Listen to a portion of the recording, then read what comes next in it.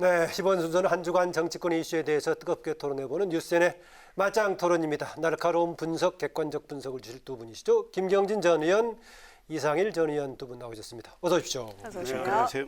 네. 원래 오늘 국회 본회의 이제 나머지 원 구성하는 거 아니냐 예정됐습니다만은 대부분의 관측자들이 좀 연기 가능성을 얘기했습니다. 지금 이제 대북발, 북한발 여러 가지 상황에다가 야당과의 협상이 진행된 것도 없고 뭐 연기 잘 된 거라고 보시면 어떻습니까? 예, 잘한 거죠. 네. 그러니까 지금 사실은 코로나 때문에 국민들의 마음이 굉장히 불안한 상태에서 북한발 안보 위기가 터지다 보니까 국민들의 마음이 더 불안하고 민심이 흉흉한 상태에서 정치권이 정말 극단적인 벼랑 끝 싸움을 계속해서 한다면 네. 사실 국민들이 어디 한 곳에 마음을 둘 데가 없는데 그나마 국회의장께서 다음 주로 조금 시간을 벌고 그 사이에 조금 냉각기 갖고 좀 얘기를 더 해보자. 그리고 또 민주당 입장에서 보면, 여당 입장에서 보면 사실은 미래통합당에게 뭔가 명분이라든지 뭔가 좀 운신의 폭을 조금은 줘야 될 거 아닙니까? 그래서 뭔가 등원할 수 있는 이 위기 속에서 체면치레거리라도 할 수 있는 이런 걸 줘야 되기 때문에 제가 볼 때는 의장이 오늘 결정 참 잘하신 것 같습니다. 네, 지체에 대한 책임론보다 여러 가지 뭔가 상황에서 국민들의 마음을 모아가고 여야를 모아가는 단 차원에서 바람직했다는 얘기네요. 네, 그렇습니다. 일단 연기는 할 수밖에 없었다. 게다가 박병석 의장께서는 이 6개 상임위 위원장 선출 관련해서 미래통합당의 상임위원 그 배정표도 제출도 하지 않았는데 예. 의장이 직권으로 또 배정을 했단 상임위원들, 말이에요. 예. 그래서 미래통합당에서 굉장히 의장의 그 의사 이 진행과 관련해서 비판을 많이 한 상황이고 또 주호영 미래통합당 원내대표는 지금 뭐 전남에 어디 사찰에 계신다고 그러는데 그렇게. 사찰을 몇 군데 이동하신 것 같아요. 그래서 너무 이 회의를 느끼신 거죠. 민주당의 이 과거의 전통과 관행 이야기도 하고 미래통합당이 의석수가 103석이지만 그래도 국민이 41.5%를 지지한 그 정당이고 그러니까 이 원내의 제1야당의 의사를 반영을 해줘야 되는데 여당이 그냥 완전히 묵살하고 6개 상임위원장 일방적으로 선출한 거 거기서 좌절 느꼈고 협상에 의미가 없다고 해서 지금 현재 쉬고 계신 상황이잖아요. 네. 그러니까 오늘 그런 상황에서 민주당과 국회의장이 또 국회를 열어서 공언한 대로 나머지 상임위원장 선출을 하면 국민들이 보기에 여당이 이제 굉장히 비판을 받게 생겼죠. 그래서 오늘은 일단은 뭐 좀 냉각기를 좀 더 갖고 한 텀 쉬어가면서 더 협상을 해보자 이런 취지로 연기를 한 거니까 잘했다고 생각합니다. 예, 지체에 대한 비난보다 어쨌든 간에 뭔가 다시 합의를 이끌어낸다는 차원에서는 필요했다라고 보는 네, 그렇습니다. 사실 국민 입장에서는 국회가 최대한 빨리 가동되는 게 좋은데 사실 뭐 여야 간의 입장 차이가 크고 그렇기 때문에 국회가 조금 시간은 더디 가더라도 예. 원만하게 협상하고 타결을 지어서 국회를 좀 순조롭게 순항을 시키는 이런 것들도 중요하기 때문에 이제 시간을 좀 더 갖겠다 이런 생각인 것 같아요. 미래통합당도 사실은 조금 전향적으로 좀 생각을 바꿔야 될 시점이 거의 다가오는 것 같아요. 네. 그러니까 최근에 여론조사 이제 보면 민주당의 단독 원 구성에 대해서 어떻게 생각하느냐 했더니 이 정치 평론하거나 이제 비교적 전문가들의 생각하고 달리 국민의 53%는 사실은 단독 원구성이라도 잘했다. 동의하는 좀 더 많았죠. 네, 예. 많았고 사실은 잘못했다라고 하는 비판적인 시각을 가진 쪽은 한 37%밖에 안 됐거든요. 보면. 예. 그러니까 거기서 한 10몇 프로 이상의 이제 격차가 났던 게 있고 어쨌든 4.27 총선의 민의는 집권 여당에게 정말 일할 수 있는 힘을 몰아주겠다라고 하는 것이 이제 총선의 민의고 그리고 원 구성이 법에 정해진 아무리 이제 이게 훈시 규정이고 과거의 관행이 있다 그러지만 법에 정해진 기준과 절차에 따라서 지금 이렇게 여당이 해오고 있는 이런 상황이다 보니까 예. 협상을 하고 여당이 양보해야 되는 그 양보하는 자세로 협상을 계속해야 되는 것은 맞지만 사실은 미래통합당도 좀 더 전향적인 입장 변화가 필요하지 않나 싶습니다. 제가 약간의 반박을 한다면 네. 여당이 양보를 조금이라도 했다면 또 모르겠습니다. 자기들 마음대로 밀어붙여 놓고 일단 일은 확 저질러 놨어요. 저질러 놓고 이제 뭐 상황이 북한발 안보 위기가 있다. 뭐 국민들은 빨리 국회에서 문을 열어서 국회가 제대로 가동되기를 원한다. 이렇게 해서 야당 보고 이제 야당이 들어와라. 그러면 앞으로 이런 식으로 계속 반복이 됩니다. 그러니까 지금 적어도 민주당이 지난번에 이렇게 상임위원장을 단독으로 선출한 것과 관련해서 예. 미래통합당에게 사과도 하고 국회의장도 사실 중립적으로 의사진행해야 되는데 그렇게 하신 거에 대해서 사과도 하고 한다면 미래통합당이 또 달리 생각할 수도 있어요. 그런데 아무것도 없이 이제는 위기가 왔으니 그냥 두라라. 이거는 예. 정말 말이 안 된다 이런 생각입니다. 네, 원구성 협상이 교착 상태에 빠졌는데요. 다만 민주당은 3차 추경 심사 때문에 다음 주에 조영원 원내대표 복귀와 상관없이 원구성을 매듭 지을 것으로 보입니다. 정부에서 지금 마음 타고 네, 있다, 타고 네. 있다 얘기하고 있고요. 네, 먼저 어떻게 전망하시는지요? 저는 이미 말씀드린 대로 민주당이 좀 더 활용선처럼 좀 통큰 정치를 해야 된다. 의석수도 많이 갖고 있고 법사위원장 미래통합당이 갖고 있어도 그 패스트트랙 활용하면 얼마든지 법 처리할 수 있습니다. 그런데 지금 법사위원장을 갖고 있는 의도는 그게 아니에요. 어제도 저희들이 읽을 수 있지만 법사위에서 민주당은 검찰을 장악을 하겠다. 이 의사를 확실히 어제 노출한 거 국회 아닙니까? 입법 차원의 법사위 문제가 네. 아니라 무슨 정치 전략과 관련돼 그렇습니다. 있다라고 이미 보시는군요. 그동안에는 민주당이 노골적으로 이야기를 안 했지만 어제 법사위 열린 거 보면 그 행동으로 다 우리가 볼 수 있습니다. 어제 법사위 어떤 내용에 주목하면서 그런 얘기하는 겁니까? 윤석열 이 검찰과 관련해서 한명숙 전 총리 사건 이제 그 소위 위중 교사 사건 있잖아요. 검찰이 네. 수사하면서 이거를 윤석열 검찰총장이 서울중앙지검 인권감독관한테 조사를 해보라 한 것과 관련해서 이거는 잘못됐다 하면서 추미애 장관을 법무부 향한 장관, 질문 말이죠. 그렇죠. 그다음에 민주당 의원들이 전부 윤석열 검찰을 압박하는 이야기를 했고요. 서른 최고위원은 오늘 뭐 방송에 나와서 이제 윤석열이 물러날 때가 되지 않았느냐 이런 이야기까지 합니다. 그러면 검찰의 개혁이라는 게 뭡니까? 검찰이 성역 없이 수사할수록 예. 할 수 있도록 중립성과 독립성을 보장하는 게 그 개혁의 본령이라고 생각합니다. 그런데 지금 권력과 관련된 사건들을 예. 수사하고 있는데 이렇게 압박을 한다면 그거는 검찰 개혁이죠. 네. 네. 법사위 관련해서 지금 어제 이제 추미애 장관 법사위에서 여당 의원들이 상당히 공세적으로 질문했던 장면 어떻게 보느냐 그 얘기입니다. 글쎄 이제 그게 이제 검찰총장의 얘기로는 이제 검찰 쪽에서 나오는 얘기는 어차피 검사에 대해서 감찰했을 때 징계를 할 수 있는 시효가 지났기 때문에 이게 수사 과정에서 인권 문제를 살펴보기 위해서 서울중앙지검의 인권감독관에게 이 사건을 이제 이첩하도록 했다라고 하는 게 이제 대검 측의 설명인 것 같은데요. 제가 볼 때는 그게 크게 그렇게 논란이 될 만한 어떤 사안은 아니라고 보고. 근데 모욕감을 느낄 정도라까지 이렇게 의원들이 장관을 향해서 공세적으로 질문하는. 그건 이제 서로 뭐랄까 이게 그냥 북치고 장구치고 뭐 이제 이런 상황들이죠. 이런 상황들이고 예. 오늘 보면 이제 민주당 어느 의원님이 검찰총장 뭐 자진 사퇴 얘기를 아까 얘기했던 서른 의원 얘기죠. 살짝 흘리신 것 같아요. 근데 어쨌든 총장 임기가 있고 이러니까 그런 부분들은 정치권에서 자주 언급하는 것은 조금 불필요하지 않나 그렇게 게다가 봅니다. 어제 추미애 장관은 법사위 답변에 이어서 결국은 윤석열 검찰총장에 대해서 2005년 이후에 처음으로 법무부 장관이 구체적인 사건에 대해서 검찰총장에 대한 지휘 감독권 행사를 했단 말이죠. 그 내용은 그 한명숙 전 총리 관련 사건을 대검 감찰부에서 감찰하도록 지시한 거란 말이죠. 네. 그러면서 그 당시 2005년엔 김종빈 검찰총장이 법무부 장관, 당시 천정배 네. 장관이었죠. 강정국 교수 사건 때 네, 말이죠. 그렇습니다. 그 지위를 수용을 하고 본인은 사표를 냈습니다.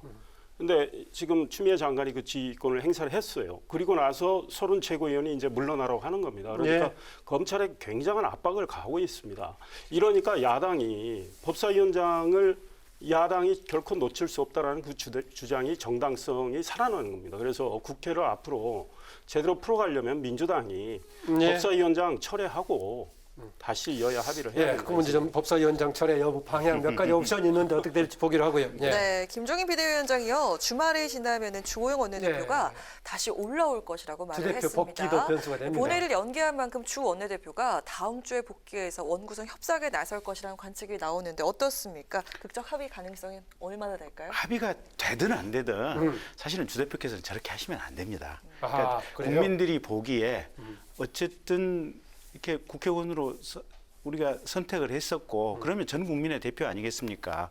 이 엄중한 시국에 사실 그러면 원내대표가 사퇴를 했다 이러면 미래통합당이 책임 있는 정당으로서 모습을 보인다고 친다면 그러면 신속하게 사표 수리를 하고 후임 원내대표를 선출하는 과정을 밟든지 그것도 아니고 아하. 원내대표는 그냥 밖으로 자맹을 하면서 아무도 지금 협상에 응하지 않고 있고 공백 기간 길게 하면 안 된다. 그렇죠. 그리고 비대위원장께서는 곧 돌아오실 거다. 그러면 결국은 공당의 원내대표로서 이건 직무유기거든요, 보면. 아하. 그러니까 아무리 상대 당에서 비타협적인 자세를 보인다고 하더라도 이 협상의 자리, 책상에 앉아 있어야 되는 것은 본인의 기본적인 책무인데. 아니면 대체를 빨리 하든가 후임을 하든가요. 그렇죠. 예.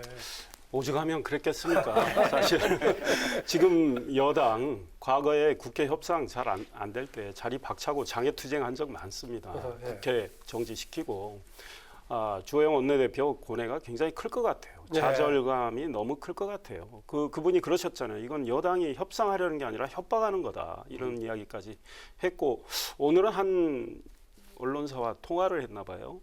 운심부지처라고 말을 구름 깊은 곳에 있는데 어디 있는지 나도 모른다. 안 알려주겠다는 겁니까? 본인도 모르겠다는 겁니까? 안 알려주겠다는 거죠. 그러니까 아마 본인이 이렇게 마음을 좀 진정시키는 그런 이제 과정을 좀 밟고 미래통합당은 어떤 의원이 원내대표가 되더라도 민주당이 저렇게 힘으로 밀어붙이면 다 당할 수밖에 없습니다. 뭐 투쟁성이 강하니 뭐 약하니 떠나서 그러니까 민주당이 예. 정말 21대 국회 제대로 좀 가동하려면 아니 소수 의견을 존중하라고 문재인 대통령 60 그 기념항쟁 기념사 때도 그게 민주주의라고 이야기했습니다. 그런데 지금 41.5%의 국민 지지를 받았고 의석 100석 이상의 미래통합당 의견을 정말 존중 안 하고 이렇게 가면 선진화법 때문에 물리력을 네. 막을 수도 없고 그러면 민주주의가 되겠습니까? 네. 그래서 여당에 정말 그 한번 다른 생각, 좀 역지사지 이런 거 좀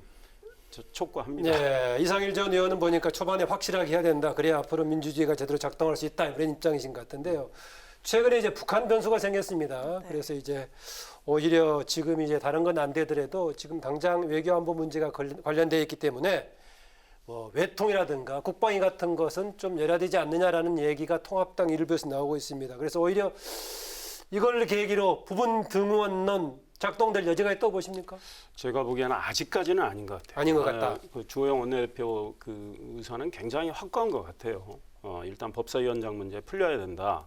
그런데 지금 미래통합당도 이 지금 안보 현실의 위중함을 알고 있기 때문에 당내 특위도 가동하고 있고 여당에 제안은 했습니다. 비록 상임위 차원은 아니더라도 민주당과 합동 연석회의 열어서 이 안보 문제, 북한 문제는 같이 논의를 해보자. 이제 이런 제안을 한 상황으로 알고 있습니다. 예, 근데 그렇습니까? 그 이명박 대통령 시절에도 사실은 민주당이 장외투쟁을 하다가 그 연평도 포격 사건이 있을 때 네. 그냥 민주당이 곧바로 그냥 알아서 등원을 해버렸거든요. 아, 당시 조건 없이 했나요? 네, 조건 없이 등원을 했었던 전례도 있고 사실은 이게 지금 북한이 경제적 또 군사적으로 그만큼의 어떤 실력이 약하다고 우리가 보기 때문에 이 위기가 크게 느껴지지 조금 약하게 이제 느껴지는 측면이 있기는 하지만 그럼에도 불구하고 사실은 이게 준 전시 상태라고 지칭을 해도 뭐 틀리지 않을 정도 사실은 심각한 상황들이거든요 보면. 그래서 네.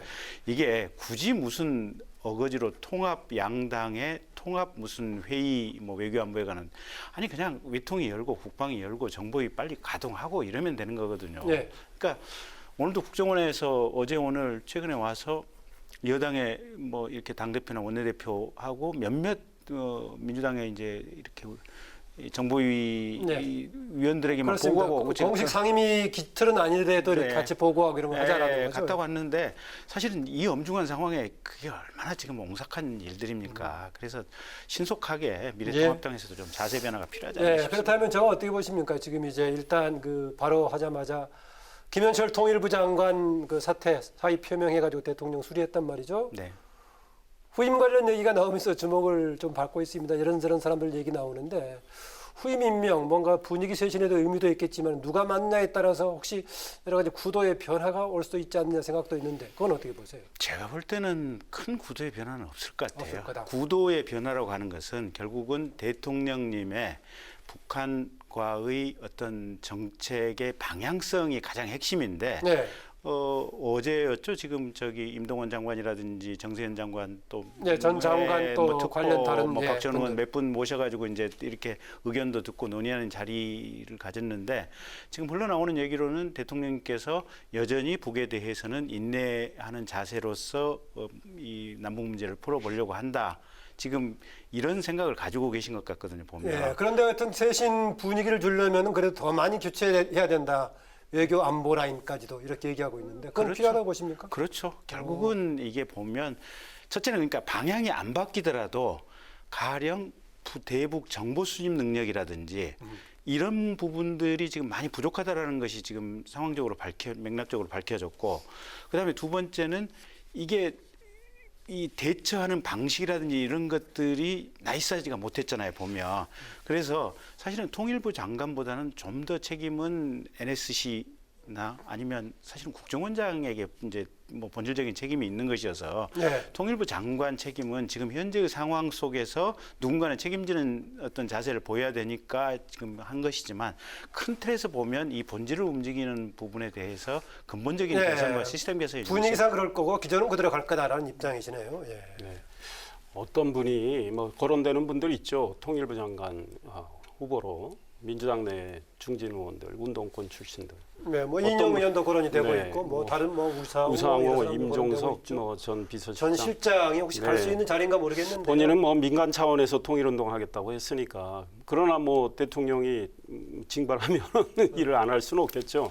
그런데 저는 그분들로 바뀐다 한들 뭐가 달라지겠습니까? 그러니까 청와대 안보실장 마찬가지고 국정원장 마찬가지입니다.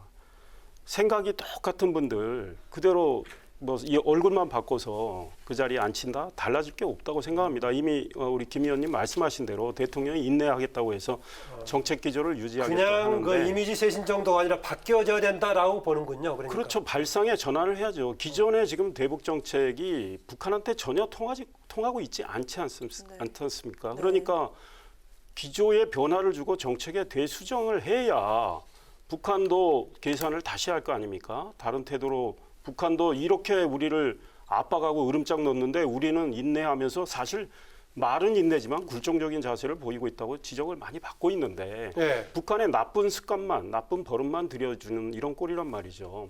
그러면 우리는 북한이 저렇게 이제는 뭐 1호 전투 군무 태세에서 전방에 소위 말해서 언제든 도발할 수 있는 그런 준비를 하고 있는 상황에 우리도 대비 태세 갖춰야 되겠죠. 그러면 첫째 한미 동맹을 훨씬 강화해야죠. 보다 단호한 태도로 우리가 나가야죠. 그러니까 대화는 하더라도 단호하게 북한의 어떤 도발에 대해서도 우리는 응징할 수 있다라는 이거를 메시지를 줘야 됩니다. 그다음 북한 비핵화 문제 올해 들어서 대통령이나 정부 관계자 입에 한 번 나왔습니까? 예. 본질 비핵화인데 거기는 외면하고 있고 그냥 남북 교류 협력인데 북한이 그 손을 잡지 않고 있기 때문에 예. 지금 대북 정책 안 통하니 변화를 줘야 된다 이런 생각입니다. 예, 대미 관련 좀 질문 드리겠습니다. 최근에 얘기 나오고 있는 게 한미 워킹그룹인데요. 제 기억으로는 한 2년 전에는 오히려 한미 간의 협력 채널을 잘 가동시키기 위해서 한미 워킹그룹이 제대로 작동돼야 된다라고 얘기했었는데 네. 오히려 최근에는 그것 때문에 문제가 있다고 그거 해체까지 해야 된다는 주장이 나오고 있습니다. 근데 해체하자는 주장이 정부나 여당 내에서 일치된 의견은 아닌 것 같아요. 그러니까 일부 의원이나 또 정부 일부에서 여권 내에서 그래서- 그래도 발언권이 꽤 있는 분들이 그런 얘기를 하고 있습니다. 근데 그렇다 그래서 또 대통령 아하. 생각이 반드시 또 그건 아닌 것 같아요, 보면. 그래서 지금 이 순간에는 보면 정부 여당 내에서 중구난방으로 이런저런 발언이 많이 나오는 것은 제가 볼 때는 바람직하지 않는 것 같아요. 가급적이면 자기 생각이 있더라도 대외적인 발언을 조금 줄였으면 좋겠고 지금은 대북 경계태세라든지 한미 어떤 국방 공조태세를 명확하게 하고 나서 물밑에서 조용히 대북 기조를 어떻게 갈 것인지 차분한 어떤 냉각의 시간을 가지고 그 부분을 좀 파악하고 재정립할 수 있는 이 시간을 가져야지 지금 이게 워킹그룹을 해체하겠다 부적합하다 이런 발언도 사실은 북에 대해서 적절하지 않은 시그널이 될 수도 있고 또 미국과 관계 속에서도 또 새로운 어떤 이 문제점이 도출될 수도 있고 이래서 그래서 제가 한때는 오히려 그걸 잘 가동시켜야 된다라고 했다고 오히려 지금은 문제점을 지적하는 쪽이어서 질문드렸던 겁니다. 그래서 여권 내에서는 가급적이면 최근 북한 사태에 대해서는 말을 아끼고 줄이고 대북 경계태세 딱 하나 그리고 차분히 좀 시간을 두고 보겠다 이 정도 자세로 가는 게 좋을 것 같습니다. 워킹 그룹을 누가 가동을 했습니까? 현 정부하고 미국 트럼프 행정부 아닙니까? 그다음에 워킹 그룹이 2018년 11월에 가동이 되는데 12월에 남북 철도 연결하는 과정에서 큰 역할을 했어요. 예. 그런데 한미 워킹 그룹이 왜 필요하냐면 지금 현 정부는 미국과 유엔의 이 대북 제재가 가동이 되고 있는데 그건 가능한 한 허물어뜨리면서 이 남북 간에 뭘 해보려고 이렇게 뛰쳐나가려는 그런 간성을 갖고 있어요. 근데 워킹 그룹에서 그걸 조정을 해줬단 말이죠. 만약에 그걸 안 했다면 우리 기업이나 상당수 뭐 관련된 사람들이 세컨더리 보이콧, 소위 말해서 우리가 미국의 제재도 받을 수가 있어요. 그럼 워킹 그룹이 그런 막아주는 역할을 했고 지금 북한이 김여정이 특히 워킹 그룹에 대해서 굉장히 불쾌감을 표시했는데 바로 여당에서 워킹 그룹 해체론이 나오고 하는 거는 북한이 의도한 거를 그대로 맞춰주는 거다. 우리 네. 김 의원님도 그런 맥락에서 지적하신 걸로 알고 있는데 아니 한미 간의 갈등을 우리 스스로 조장을 하고 있고 남남 분열을 여당 스스로 만들고 있습니다. 이거는 북한이 의도하는 거다. 네. 그러니 여당이 신중하게 나와야 된다 이런 생각입니다. 예. 네, 북한이 어제 이어 오늘도 공식 담화를 내놓지 않았는데요. 북한의 추가 숨고르기를 하루 네. 했군요, 그러니까. 네, 예. 숨고르게 했죠.